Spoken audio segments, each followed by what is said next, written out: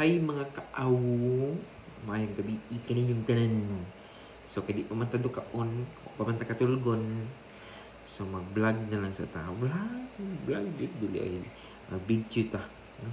Kaya naman ko nakita diri sa ref na mo, nga pa na ko nakaon, nga gikan ako da sa chocolate, dit kan dito sa Dubai.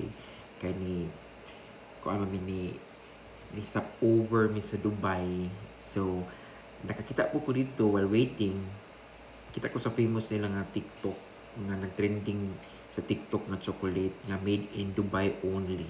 Dito rin siguro mapalit sa Dubai nga airport. Wala nila, hindi pwedeng mabaligya sa ubang mga lugar o tindahan. So dito rin mapalit niya. Sikat ni siya, ni trending ni siya sa TikTok tungod kay lami ko no, pistachio ang flavor at the same time daghan kayo lamian, no, kay I don't know ano, no, mo nagigiling nila nga chocolate nga naisagbot sa sulod. Oh, mo nang pistachio. Yan, ang utara ko sa tindira dito, yung siya nga sikat kuno na siya, mo na siya ang kasagarang paliton ko dito sa airport, hapiton sa airport. So, naibong ko, kung nakaryoso ko, unsa na siya nga chocolate. So, mo na siya, akong gipalit. Pero, naibong ko na siya ko, kaya pagpalit ako sa airport, pagpalit ako dito, abi man ako nga pares ra barnuts, uy, pares ra sa chokomotso, nga naara sa mga 40-50 ang pinakadako. Gamay ra kay siya, pero ang presyo perting mahala. 900 pesos kung i-convert niyo mo in peso gikan sa dirham. So ingana siya kamahal, pwede po kuno ibaligya siya sa dollar. So the exchange rate gihapon na sa mga 800 to 900 pesos. Iputan ako tindira nganong trending ni siya, nganong mahal ni siya, no? Ingon sila nga ang gatas kuno ani gikan mismo sa tutoy sa kamil. Okay. Gikan mismo kuno sa gatas sa kamil. No, mo na siya pinaka ilahang trend. So mahal kuno. So di pa nato dugayon mo ni siya ang ni trending, no? Mo ni siya ni trending nga chocolate. Ang pangan ani niya kay Samha Camel Milk Chocolate Kunafa. Pistachio all the way from Japan. Dubai di ay. All the way from Dubai. So, sa dili pa nato dugayon ato ni siyang sugdan. So, ambot nga mahal niya siya tanaw na itong flavor. Sa flavor ani. Uy, di dyan mabasa dyan. Kay perting Arabic. No? Ingredients. Alam na ingredients. Pistachio, cocoa, butter, sugar, wheat flour, camel milk powder 11.1%. Mo siguro ni kamahal. Na vanilla, cocoa content of 36% minimum in the chocolate mass. May contain traces of other nuts and soy lecithin to be stored at 10%. 10%? 10 degrees Celsius. Expired naman yun. Ay, ako napalit. Joke lang.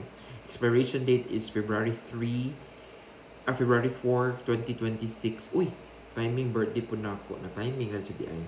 So, morning dapat atong suwayan. So, ato ning ablihon. So, then, so yung anak na siya, ihang gold, ihang wrapper. Mo siguro ning isa po nagkamahal.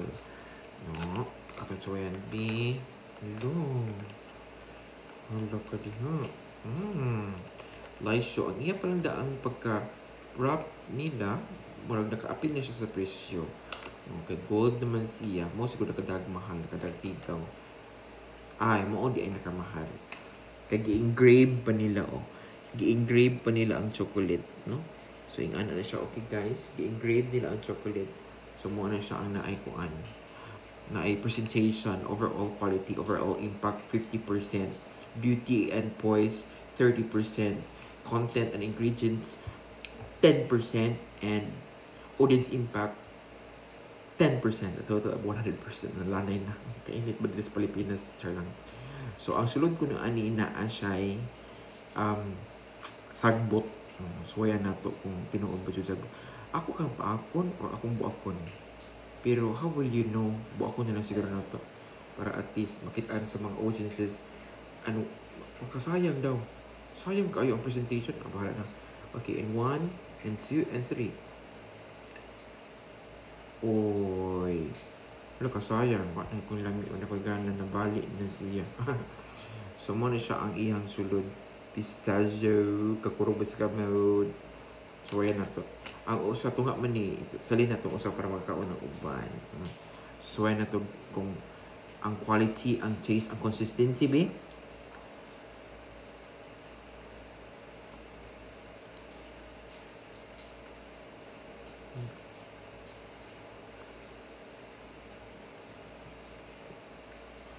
Chocolate siya. Gatas na hinoon. Milky. Gatason. Alangan, camel's milk gani. Pila to ka percent? 11.1%. Chocolate siyang lami. Gatas lang siya. Ang pistachio, matilawan na to po. Pero more on gatason man siya. Another bite di.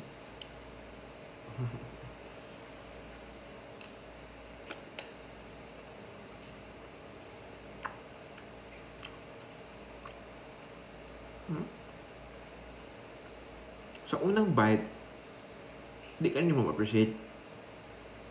Pero nagtikadugay, nagtikalami. Lamig ito siya. Well, in fairness. Pero meron ni mong kagat. Pero meron ni mong tilaw. Hindi ka mo appreciate. Pero nagkadugay. Uy, nagkalami. Kasi, huy, ka-OA. Pasensya na. Yung tapakan ko yung pagkalabtim nyo. Okay. So, last bite.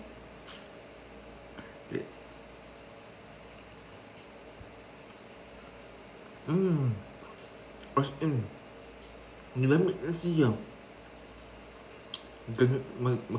Taga-bite din mo, nagkadugay, nagkarani.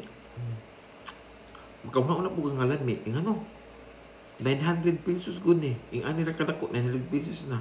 Di ka malisang, di lami na lang siya. Mapugos doon sa gimong lami. Pero in fairness, lami siya. Kung hilig mo og chocolate, nga di kay tamis, pwede. Kung hilig mo og chocolate, nga more on milky, bites po ni siya, para po kayo. Malasahan ni mo ang chocolate, ang gatas, o ang pistachio. Ako di man kayo ko fan og pistachio, pero kani siya, lami siya in fairness. Di kay siya, tamis kayo. Lami lang siya. Lami siya, in fairness. So if i-rate na ko, 10 over 10. Kailangan hangul mo kong chocolate. 10 over 10 na lang. 9 o to. Mahal man. So 10 na lang na to. So mo na guys, natilawan na nato ang 900 nga chocolate nga popular na trending. Nag-trending sa Facebook, sa Reels, sa TikTok. Nag-trending siya. Natilawan na dyan nato finally. Kaya sa Dubai. May tato natilawan po natong Arabo. Okay. Nahalan sige guys. Kung ganahan mo Manilaw, tilawin ko. Okay. Sige, bye.